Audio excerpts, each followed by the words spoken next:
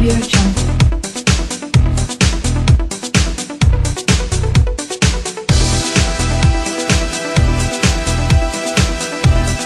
Audio Jungle.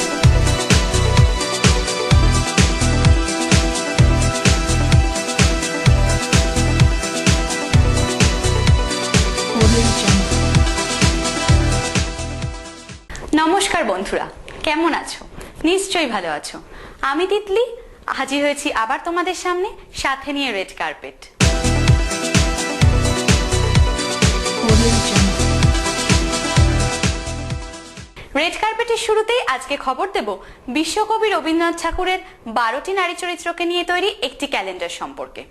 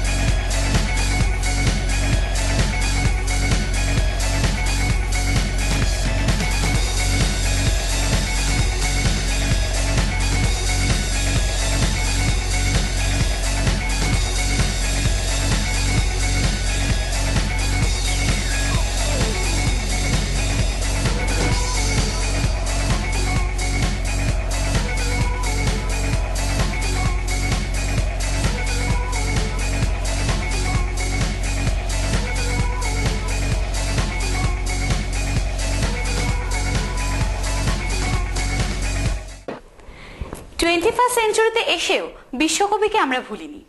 বিশ্বকবি আমাদের সাথে ছিলেন, আছেন এবং থাকবেন। 1421 নববর্ষের শুরুতেই বিশ্বকবির 12টি উপন্যাসের 12টি নারী চরিত্রকে নিয়ে একটি ক্যালেন্ডার প্রকাশ হলো সম্প্রতি কলকাতায়। এই ক্যালেন্ডার প্রকাশ উপলক্ষে ঐন্দ্রিলা বসু এবং রাজা সাহা আমাদের প্রতিনিধি দীপ রায়ের ক্যামেরায় কি জানালেন, চলুন না শুনে নিই একবার। কন্টেন্টটা হচ্ছে, আমরা বাঙালি, রবীন্দ্রনাথ ঠাকুর আমাদের একজন মহাগুরু, কবিগুরু, কিন্তু আমরা 21 সেঞ্চুরি লোক ভাবে আমরা তাকে ভুলে গেছি, বা আমরা বাংলাকে ভুলে গেছি, বাঙালি সভ্যতা ভুলে গেছি। কিন্তু আমরা কোনোদিনই ভুলিনি। রবীন্দ্রনাথ ঠাকুর আমাদের কাছে আজও বেঁচে আছেন। ওনার জন্ম 150 বছর আগে হয়েছেন, আগামী 1500 বছর পর্যন্ত তখনও উনি বেঁচে থাকবেন। আমরা যতই ইংলিশ মিডিয়ামে পড়ি না কেন, যতই মডার্ন হই না কেন, বাংলা আমাদের সভ্যতা, বাঙালি আমাদের গর্ব। তাই রবীন্দ্রনাথ ঠাকুরের কনসেপ্টের উপর আমি ক্যালেন্ডারটা তৈরি করেছি। রবীন্দ্রনাথের যতগুলো উপন্যাস আছে, উপন্যাসে একটা করে চরিত্র এটা, যেমন হচ্ছে চোখের বালি, এরকম 12টা কনসেপ্ট, 12টা উপন্যাসকে নিয়ে আমরা ক্যালেন্ডারটা তৈরি করেছি। কনসেপ্টটা যখন আর কি আমাদের এজেন্সি ওনার রাজদা বলে একটা বাংলা ক্যালেন্ডার করতে চাই, এবং আমি বললাম যে কি থিম নিয়ে করছো, তখন বলছে যেহেতু বাংলা ক্যালেন্ডার সুতরাং রবীন্দ্রনাথকে নিয়ে থিমটা করতে চাই। তো তখন আমি ভাবলাম যে রবীন্দ্রনাথকে নিয়ে করা মানে I have to do a lot of research work. তো আমি বললাম যে ঠিক আছে, আমি একটু রিসার্চ করে নিই, আমি যদি 12টা চরিত্র জোগাড় করতে পারি আমি জানাচ্ছি, এবং অ্যাকর্ডিংলি আমরা প্রসিড করব। এবং আলটিমেটলি সেটাই হয়। আমি প্রচুর রাত জাগা রিসার্চ করি এবং আমি 12টা নারী চরিত্র জোগাড় করেছি, এবং তারপরে তাদের সে যুগের রূপায়ণ কিভাবে হবে, কিভাবে তাদের গয়না হবে, সমস্তটা নিয়ে টোটাল রিসার্চ ওয়ার্ক করেছি, পেপার ওয়ার্ক করেছি, আমার টিমের সঙ্গে কথা বলেছি, মেকআপ, হেয়ার, এভরিথিং, মানে যাতে সে যুগের মতো করে ব্যাপারটাকে করে ফেলা যায় সেভাবে করে কাজটা করেছি। এবং আমার মনে হয় আমি আমার 100% দিয়েছি। প্রত্যেকটা মেয়েকে সেরম লুকে আমি করতে পেরেছি, এবং যেটা সবথেকে ইম্পর্টেন্ট ছিল আমার কাছে মডেল সিলেকশনের সময়, প্রত্যেকটা মেয়েকে যেন সেই চরিত্রের মতো দেখতে হয়, সেটা আমরা খুব কেয়ারফুলি চুজ করেছি এবং তাকে সেভাবে রূপদান করেছি। এবং আমার মনে হয় যে আমার কাজটা আমি অন্তত 100% দিয়ে করেছি। এবং এটাতে ক্যারেক্টার মানে প্রত্যেকটা রবীন্দ্রনাথের যে বিখ্যাত বিখ্যাত নভেলগুলো, প্রত্যেকটা নবনীত থেকে আরম্ভ করে ঘরে বাইরে থেকে আরম্ভ করে বিনোদিনী, মানে বিনোদিনী চরিত্রটা যেটা, সেটা থেকে আরম্ভ করে মানে যতগুলো রবীন্দ্রনাথের লিড নভেল ছিল এবং তার লিড চরিত্রগুলো, সেগুলোকেই আমি রাখার চেষ্টা করেছি। বিশ্বকবি রবীন্দ্রনাথ ভিত্তিক এই ক্যালেন্ডারের শুভ সূচনা করতে এসে অভিনেতা রুদ্রনীল আমাদের জানালেন, আমার শুধু একটাই কথার জায়গা হয় যে ধরো প্রথমত ভালো লাগে একটা নতুন ধরনের একটা চেষ্টা, নতুন রকম একটা কাজ করার একটা তাদের আশা বা সাহস, সেটাকে অবশ্যই থ্যাংক ইউ জানাতে হয়। আমরাও সেটা করার চেষ্টা করছি অন্য রকমভাবে, আর এরাও করছেন এটা অন্য রকমভাবে। So definitely it's very good. And there is one thing, সেই জায়গাটা হচ্ছে যে দোজ আর মডেলস আর যারা ফটোগ্রাফার রয়েছেন তাদের এক্সপেরিমেন্টটা খুব ভালো, যেটা কিন্তু সবথেকে বড় কথা কি মাটি ছেড়ে বেরিয়ে যায়নি, যে সকল স্মার্ট হওয়ার জায়গা থেকে আমার নিজের কালচারকে ভুলে যাওয়া সেটাও নয়, তার একটা ইঙ্গিত পাওয়া গেল শিলাদিত্যের কাছ থেকে। রবীন্দ্রনাথ ভিত্তিক এই ক্যালেন্ডারে রবীন্দ্রনাথ ঠাকুরের 12টি নারী চরিত্রকে নতুন মেকআপ, গয়না এবং আরও অন্যান্য নতুন লুকে আমরা ফিরে পাবো এই ক্যালেন্ডারে। এই চরিত্রগুলির মধ্যে উল্লেখ্য আশালতা, বিনোদিনী এবং আরও অন্যান্যরা। বিনোদিনী চরিত্রে বিবৃতি চ্যাটার্জি এবং আশালতা চরিত্রে শ্রী ঘোষ আমাদের জানালেন, আমাকে এখানে বিনোদিনী ভূমিকায় দেখা গেছে, আর এইটা আমার জন্য খুবই চ্যালেঞ্জিং ছিল যে বিনোদিনী হয়ে কিভাবে শট দেব, কিভাবে ওকে রিপ্রেজেন্ট করতে পারবো। কারণ ফিল্মটাতে চোখের বালিতে খুব সুন্দরভাবে অ্যাক্টিং করেছিল ঐশ্বরিয়া, আর রোলটার ভেতর ডেপথ ছিল। তো আমাকে একটা শটে, মানে একটা না কিন্তু একটা ফিল নিয়ে ওই পুরো ব্যাপারটা, ওর ভূমিকাটা আমাকে আনতে হয়েছিল। তো হ্যাঁ, ভালো লাগলো। আমার ক্যালেন্ডারের আমি যেই প্লে করেছি সেটা হচ্ছে চোখের বালির আশালতা রোলটা প্লে করেছি। লাইক আগেকার রবীন্দ্রনাথ ঠাকুরের সময়ে যেরকম গ্রামের যে সবে সদ্য বিবাহিত যে বউরা থাকতো, তো সেই রকমভাবে আমাকে সাজানো হয়েছিল। হ্যাঁ, ভীষণ এক্সাইটেড, খুব ভালো লাগছে। সেটা মণিমালিকার ক্যারেক্টার মণিহার উপন্যাস থেকে, মানে অবসেসড, গয়না নিয়ে যাকে বলে অবসেসড, মানে তার সব থেকে প্রথম প্রেম হচ্ছে গয়না, তার গয়নার প্রতি অস্বাভাবিক আকর্ষণ যাকে বলে। তো সেই ক্যারেক্টার আমার ছিল। তুমিও খুব গয়না ভালোবাসো? আমি গয়না বলতে পারেন টু সাম এক্সটেন্ট, কিন্তু ওনার মতো না, মানে ওনার ফার্স্ট লাভটা গয়না ছিল, আমার সেরকম কিছু নেই। আমি ব্যালেন্সড, ভীষণ ব্যালেন্সড। সেদিন খুব গয়না পড়েছিল? সেদিন প্রচুর গয়না ছিল, অ্যাজ ইউ ক্যান সি এখানে আছে, প্রচুর গয়না ছিল, মানে একটা পুরো একটা ওরকমই লুকসটা ছিল পুরোটা। তো এই হচ্ছে ব্যাপার। সেদিন তোমার কেমন লাগছিল? আমার এক্সপিরিয়েন্সটা খুব ভালোই লেগেছে মোটামুটি, মানে একটু মানে ক্যারেক্টারটা আসতে একটু সময় লেগেছে। আমি কাদম্বরী দেবী হয়েছিলাম, রবীন্দ্রনাথের দাদা যতীন্দ্রনাথ ঠাকুরের বউ আছে, যার সাথে অনেক গবেষকরা, অনেক সাহিত্যিকরা মনে করে যে রবীন্দ্রনাথের হয়তো একটি অবৈধ সম্পর্ক ছিল, রবীন্দ্রনাথের ইন্সপিরেশন ছিল। তো সেইটাই আমি প্লে করেছি। কাদম্বরী দেবী অ্যাট লাস্ট সুইসাইড করেছিলেন, বাট ওনার চরিত্রটা খুবই একটা স্ট্রং ক্যারেক্টার ছিল, সেটাই প্লে করতে হয়েছে। চারুলতা নিজেও জানতেন না যে হাউসওয়াইফ ছাড়া সে কিছু করতে পারে। আস্তে আস্তে যখন নিজেকে ডিসকভার করা স্টার্ট করলো, she found out that she is a very good writer. So আমি সেই ব্যাপারেই বিশ্বাস করি নিজেকে, যে প্রথমে আমিও হয়তো একসময় ভাবতাম যে আমি হয়তো কিছু করতে পারবো না, ধীরে ধীরে বিলিভ করতে স্টার্ট করেছি that I can do many things, and she was very culturally enriched, which I believe I am. So I love this, যে আমাকে এই চরিত্রে ভাবা হয়েছে। চলুন এবার একটু চলে যাই অন্য স্বাদের গল্পে। আমাদের এখানে ছাগলকে কেটে মাংস তৈরি হয়, কিংবা কোনো বাই প্রোডাক্ট, কিন্তু ছাগলের পয়েন্ট অফ ভিউতে পৃথিবীটা কিরকম, এরকমই একটা ইউনিক থট নিয়ে একটু নতুন স্বাদের ছবি তৈরি করতে চলেছেন ডিরেক্টর যুদাজিৎ সরকার। আর এই নিয়েই তার নতুন ছবি খাসি কথা।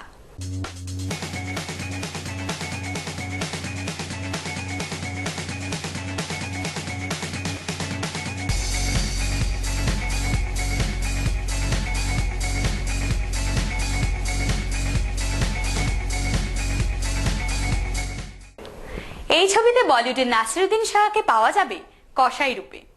এছাড়াও রয়েছে অনিন্দ্য চ্যাটার্জি, বিশ্বনাথ বসু, বিশ্বজিৎ চক্রবর্তী এবং মীর।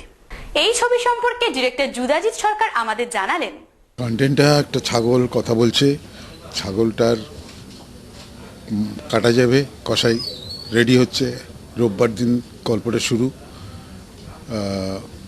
ছাগলটা হঠাৎ কথা বলতে শুরু করে, আর একটা গল্প বলতে শুরু করে, আর কসাই ওকে কিছুতেই মারতে পারে না। ওই গল্পটা শুনে কসাই জানতে চায় গল্পের পরের অংশটা, এরমভাবে চলতে চলতে চলতে শেষ যখন ছবি শেষ হয়, কসাইটা গল্প শুনে এত খুশি হয় যে ছাগলটাকে ছেড়ে দেয়। আর গল্পটা হচ্ছে দুটো যমজ ভাই বোনের, এক বোনটি বক্সার হতে চায়, ফাইনালি বক্সার হয়, ভাইটি একটা ফেল্ড বক্সার। এই হচ্ছে গল্প, কিন্তু স্টাইলটা আর বলার যে কনস্ট্রাকশন যেটা করা হয়েছে সেটা আমার মনে হয় না বাংলা ছবিতে এরকম হয়েছে। নাসিরুদ্দিনের ক্যারেক্টার হচ্ছে কসাইয়ের ক্যারেক্টার, ছোট রোল কিন্তু খুবই ইম্পর্টেন্ট রোল। অনিন্দিতা, প্রসূন, শুভাশিস, মীর, অনিন্দিতা, হ্যাঁ শিলাজিৎ, অনিন্দ। কসাই কথার মূল চরিত্রে রয়েছে প্রসূন এবং অনিন্দিতা বসু। আগামী মাসে 30 তারিখে রিলিজ হবে এই ছবিটি। এই ছবির মুখ্য চরিত্র সালমা ওরফে অনিন্দিতা বসু এবং আলম ওরফে প্রসূন আমাদের জানালেন, এই আমার চরিত্রর নাম হলো সালমা, আর ও একটা খুবই লোয়ার ক্লাস ফ্যামিলিতে বিলং করে। বাড়িতে আব্বু আছে, ভাইয়া আছে, আর মা খুব ছোটোবেলায় মারা গেছে। তো বাড়ির সব কাজ বেসিকলি সালমাকেই করতে হয়, খাবার বানানো, কাপড় কাচা, বাসন মাজা, সব কাজ যেটা একটা মহিলাকে করতে হয়। তো সালমা সেই ছোটোবেলা থেকে জানে মানে একটা মহিলার স্থান হলো তার মানে বাড়িতেই, সে এই সব কাজই করে বেড়াবে, বাইরের জগৎ থেকে একদম কাট অফ ছিল, কোনো বান্ধবী ছিল না, কারোর সাথে যে কোনো কথা শেয়ার করবে, চুপচাপ থাকতো, সবার কথা শুনতো, আব্বুর কথা শুনতো, ভাইয়ার কথা শুনতো। তো সেখান থেকে এমন একটা পরিস্থিতি হয় যে সালমাকে বাইরে গিয়ে কাজ করতে হয়। আর সেই যে ও বাইরে যায়, একটা বাইরের জগৎকে দেখে, বাইরে দেখে যে উইমেন আর ভেরি ইন্ডিপেন্ডেন্ট, তো সেটা দেখে ওর মধ্যে একটা ইনার স্ট্রেংথ জেগে ওঠে। সেখান থেকে ও ডিসাইড করে যে ও বক্সিং শিখবে। সালমার হয়তো ছোটোবেলা থেকে বক্সিং শেখার শখ ছিল, কিন্তু হয়তো ওর আব্বুকে বা ভাইয়াকে কখনো বলতে পারিনি সেটা। কিন্তু এই যে যখন ওর যে ট্রান্সফরমেশনটা হয়, তখন ওর ভাইয়া আর আব্বুকে জানায় যে ও বক্সিংটা শিখতে চায়। তো অবভিয়াসলি দে ওয়ার अगेंस्ट ইট। কিন্তু কি করে সালমা সব অডস বিট করে একটা বক্সার হয়, কি করে ওর ম্যাচটা জেতে, সেটাই হলো সালমার জার্নি আর সালমার গল্প। এখানে আমি প্রেম শেয়ার করেছি, শুভাশিসদা আমার আব্বু হয়েছেন, প্রসূনদা আমার ভাইয়া হয়েছেন, দামিনী দি আমার ওপোনেন্ট হয়েছে, যার সাথে আমার ফাইনাল বক্সিং ম্যাচ হবে। আর অনেকজন, মীরদা আছেন, আর অনেকের সাথে আমার হয়তো এখন সবার নাম মনে পড়ছে না, বাট মেইনলি আমার এটাই ছিল আমার কোর, যাদের সাথে আমার সবচেয়ে বেশি পার্টটা আমি করেছি। শুধু আশাবাদী না, মানে আশাবাদী শেষ জায়গায় আমি দাঁড়িয়ে আছি এই ছবিটাকে নিয়ে। তার কারণ খুব কম অভিনেতা আছে যাদের জীবনে খুব কম ভালো ভালো ছবি আছে। তো আমি একজন লাকি অভিনেতা যে আমি খাসি কথার মতো একটা ছবি পেয়েছি, কারণ ছবিটা ইটসেলফ একটা হিরো। ছবিটা একদম অন্যরকম স্টোরি টেলিং, বাংলায় যে ধরনের ছবি হয় তার থেকে একদম অন্য ধরনের। তার থেকেও বড় বিষয় হলো যে ফিল্ম মেকিংয়ের একটা অন্যরকম ল্যাঙ্গুয়েজ আমি দেখতে পেয়েছি ছবিটার মধ্যে। একদম অন্য ধরনের মেকিং, অন্য ধরনের কথা, ছাগলের সঙ্গে মানুষের ইন্ট্রোডাকশন, তাদের সঙ্গে রিলেট করা, তাদের সঙ্গে কমিউনিকেট করা, কোথাও প্রত্যেকটা মানুষের কথা বলা, হিউমার, এবং অবভিয়াসলি এই ছবির বেশ একটা বড় চরিত্রের মধ্যে একটা চরিত্র করেছি। কারণ কমার্শিয়াল ছবিতে যে ধরনের চরিত্রগুলো করি, খিদে প্রচুর কিন্তু খাওয়ার জায়গা পাই না, অপশনস থাকে না। কারণ সে সমস্ত ছবিতে হয়তো আমরা ফিট নয়, কিন্তু আমরা যারা ভালো অভিনেতা হতে চাই, শুধু অ্যাক্টর হতে চাই, তারাও একটু সামনের দিকে, সামনের সারিতে এসে কাজ করতে চাই। তো সেরকম একটা সুযোগ পেয়েছি এবং মন প্রাণ ঢেলে আমি যতদূর যা জানি এই ছবির, আমার অভিনয়ের জীবনে যতটুকুনি যা শিখেছি, যা রিয়েলাইজ করেছি, যা করেছি, এরকম গডফাদার লাইক পরিচালক, তার সঙ্গে কাজ করা এতটাই দিয়েছি যে মনে হচ্ছে যে বাচ্চাটা ডেফিনেটলি ভালো হবে এবং লোকে এক্সপেক্ট করতে চাই, তাই একটু এক্সাইটেড বিষয়টা নিয়ে। পারভেজ আলম ট্রিপিক্যাল চরিত্র, এই চরিত্রটার পার্টিকুলার কোনো চরিত্রের শেড বলা খুব মুশকিল। মানে এই চরিত্রটা 4-5 রকমের শেড আছে। একটা সহজ সরল ছেলে, মুসলিম সম্প্রদায়ের ছেলে, ফার্স্ট এডেড, ফ্রিকেল, কল্পনার জগতে বাস করে এবং এই চরিত্রটা আরও তিনটে চারটে শেড বদলাতে বদলাতে ছেলেটা একদম অন্যরকম একটা ছেলে হয়ে যায়। সেটা কখনোই আর সরল থাকে না, সহজ থাকে না, এবং একদম ডিফারেন্ট একটা ক্যারেক্টার। যে ক্যারেক্টারটা একটা চরিত্রের মাঝখানে 4-5টা শেড আছে, ফলে চরিত্রটাকে ডিফাইন করা খুব মুশকিল, এটা না দেখলে বোঝা খুব মুশকিল। এই ছবির মিউজিক ডাইরেকশন দিয়েছে রাজা নারায়ণ দেব, আর ছবিতে রয়েছে 4টি ভিন্ন স্বাদের গান যেগুলি গেয়েছে রাঘব এবং জিনিয়া। ছবিতে একটি আইটেম সংও রয়েছে। এছাড়াও টাইটেল সংটি কিন্তু বেশ জমাট। এই ছবি সম্পর্কে মিউজিক ডিরেক্টর রাজা নারায়ণ দেব আমাদের জানালেন, ছবিটাই একদম একটু অন্য রকমের, মানে একটু না অনেকটাই অন্য রকমের। কারণ একটা ছাগল, তার উপর একটা গল্প, ছাগলের ওপর না, রাদার ছাগলের পয়েন্ট অফ ভিউ থেকে পুরো সারা পৃথিবীটা কীরকম সেটা যদি বোঝার চেষ্টা করি, সেটা ভাবলেই একটা অদ্ভুত লাগবে।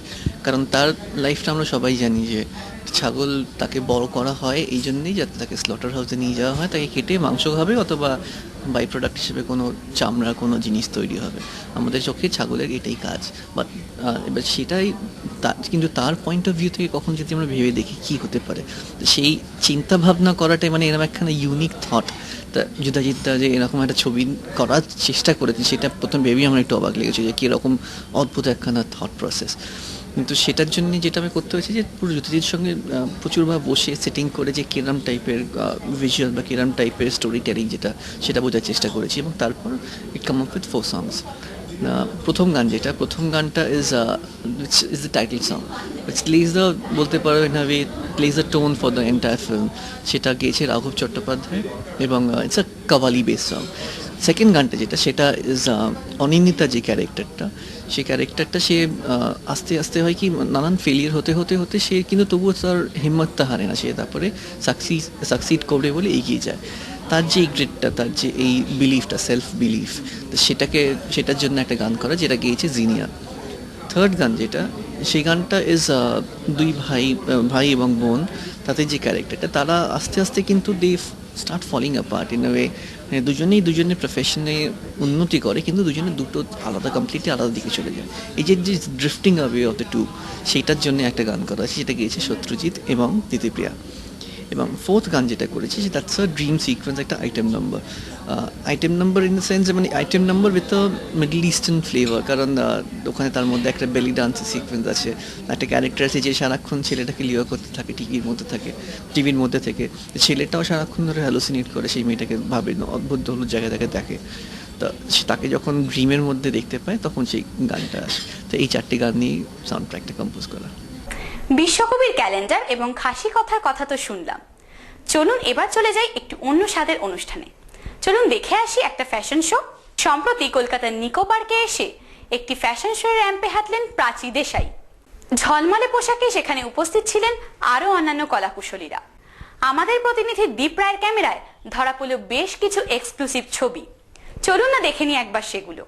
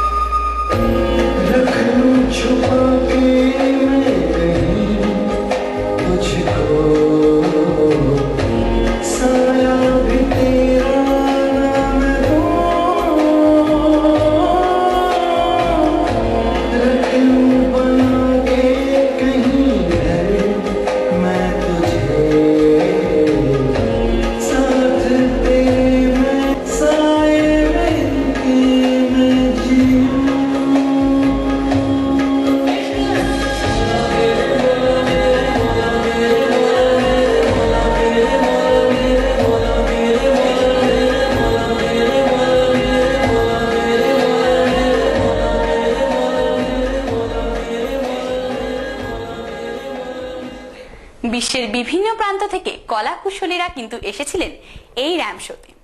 শাড়ি সালোয়ারে সবাইকেই লাগছিল অনবদ্য, এছাড়াও তার সাথে ছিল ডিফারেন্স গয়নার লুকস। এই ঝলমলে র্যাম্প শোতে এসে প্রাচী দেশাই তার অভিজ্ঞতার কথা জানালেন আমাদের প্রতিনিধি দীপ রায়কে। চলুন না দেখে নি সেটা একবার। मुझे बहुत ही सुंदर शो लगा, जिस तरह से ये पूरा सेटअप किया था। आई एक्चुअली फेल्ट लाइक शायद मेरी ही शादी हो रही है यहाँ पे। It was a beautiful setup. मुझे लगता है कि 10-15 साल तो रुक जाना पड़ेगा सबको। That's the minimum time that I think I will take in deciding about my wedding. ये बिल्कुल इंटेंशनल नहीं था ये gap. I am reading a lot of scripts. मुझे I guess I have to be absolutely convinced before taking something up. इस वजह से शायद I've been too choosy, but it's absolutely unintentional. मैं नहीं चाहती थी कितना लंबा गैप हो, but I guess you're going to hear an announcement very soon. इस साल I guess 2 या 3 फिल्में ज़रूर होंगी, but towards the later half. You know, unfortunately वो जो producers हैं वो मुझ पे लॉसूट फाइल कर देंगे अगर मैंने कुछ बोल दिया तो, but yeah, you will hear something very soon. আজকের মতো রেড কার্পেট এখানেই শেষ। পরবর্তী পর্যায়ে বিনোদন জগতের আরো টুকিটাকি অন্যান্য খবর নিয়ে হাজির হব আবার আপনাদের সামনে। ততক্ষণের জন্য সুস্থ থাকুন, ভালো থাকুন আর দেখতে থাকুন বিনোদন।